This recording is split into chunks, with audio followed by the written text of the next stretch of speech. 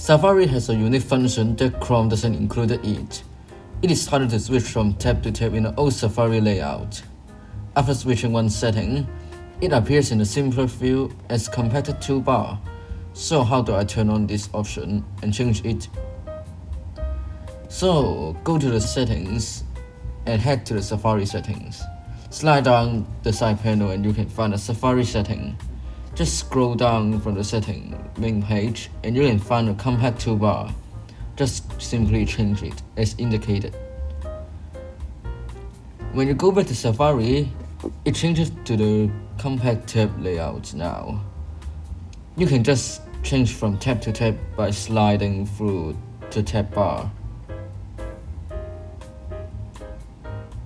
So, all done. So please subscribe to my YouTube channel for more tutorials. And so goodbye.